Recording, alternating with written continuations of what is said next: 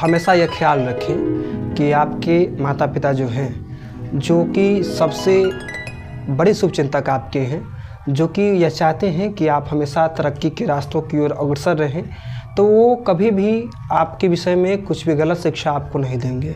तो कभी भी उनकी बातों को दिल पर लेने की बजाय कहीं न कहीं सोचा कीजिएगा ज़रूर पूरे मन से कि माता पिता यदि कड़ी आवाज़ में, यदि ऊंची आवाज़ में यदि हमसे यदि कुछ कह रहे हैं तो किस लिए कह रहे हैं और किसके लिए कह रहे हैं।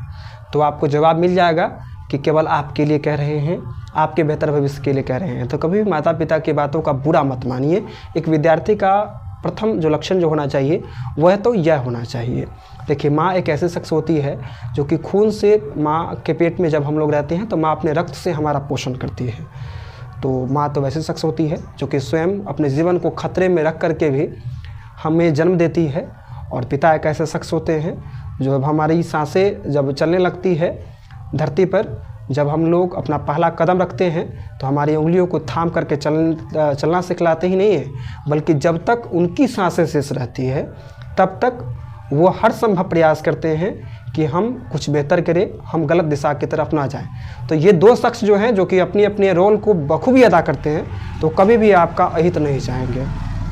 तीसरे हमारे सबसे बड़े शुभचिंतक में से एक यदि कहा जाए तो हमारे शिक्षक होते हैं। वो विद्यालय के शिक्षक हो सकते हैं, वो कोचिंग संस्थान के शिक्षक हो सकते हैं। तो यदि वो शिक्षक यदि आपको किसी आपकी गलती पर यदि आपको डांटते हैं, प्रेम पूर्वक हो, मार करके हो, पनिशमेंट किसी भी प्रकार के अन्य प्रकार से देकर के हो, यदि बहरहाल वर्तमान समय में आदर्श शिक्षकों की बेहद कमी है, चाहे वो विद्यालय में हो अथवा कोचिंग संस्थानों में हो, क्योंकि माहौल शिक्षा के क्षेत्र में भी दूषित हो चुका है। मगर आज भी अच्छे शिक्षकों की कमी नहीं है जो कि बच्चों के ऊपर पूर्णतः समर्पित रहते हैं। तो वैसे शिक्षक जो आपके बेहतर भविष्य के लिए आपको समझाते हैं, तो उनकी बातों को भी दिल पर न लेने की बजाय आप पूरे मन से सोचिए कि हमारे शिक्षक किस लिए हमें डांट रहे हैं, किस लिए हमें पनिशमेंट दे रहे हैं, किस लिए हमें सज़ा दे रहे हैं, किसके लिए। तो आपको जवाब मिल जाएगा कि आपके लिए, आपके बेहतर भविष्य के लिए। तो विद्यार्थी का यह दूसरा लक्षण है कि कहीं ना कहीं वह शिक्षकों के आदर को, कहीं ना कहीं शिक्षकों की बातों को माने और शिक्षकों का उचित मान सम्मान करे। विद्यार्थियों का तीसरा लक्षण यह होना चाहिए विद्यार्थियों को कि विद्यार्थी समय के प्रति पूरी तरीके से समर्पित हो। कहीं ना कहीं एक विद्यार्थी के अंदर यह गुण हो कि विद्यार्थी जो है वो इस घड़ी की आवाज़ को सुन करके अपनी ज़िंदगी की आवाज़ में परिवर्तन लाए। वह एक भी पल ऐसा न गवाए जिस पल को गवा करके उसे लगे कि अपने जीवन का बेहतरीन हिस्सा हमने गवा दिया। क्योंकि यदि एक सेकेंड भी यदि हमसे जुदा हो रहा है, इसका मतलब जीवन का एक हिस्सा जो है वो हमसे जुदा हो रहा है। तो विद्यार्थी समय की कीमत को समझे, कब पढ़ना है, कब खेलना है, कब उठना है, कब सोना है, इस बात की टाइमिंग फिक्स हो। सोना देर तक नहीं है, उठना जल्दी है, इस बात का कहीं ना कहीं उसके अंदर यह गुण होना चाहिए। मगर आज के विद्यार्थी, दुर्भाग्य की बात है कि विद्यार्थी देर रात तक फ़ोन चलाते रहते हैं, सुबह देर तक उठते हैं। तो ये चीज़ नहीं होनी चाहिए। आपके अंदर ये पहला गुण होना चाहिए। यदि आप समय की कीमत को नहीं समझते हैं, फिर आप विद्यार्थी नहीं हैं। जिस प्रकार एक खिलौना गाड़ी होता है जिसको ठेल करके चलाया जाता है ना, तो वो वाली पढ़ाई मत कीजिए कि बैलगाड़ी जो होता है, तो बैल को जब चाबुक लगाया जाता है तब बैल की रफ्तार जो तेज़ होती है, तो उस प्रकार की पढ़ाई न करनी चाहिए, है ना।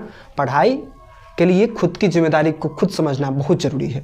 तो तीसरा ये लक्षण कि समय की कीमत को समझ करके हम लोग पढ़ाई करें।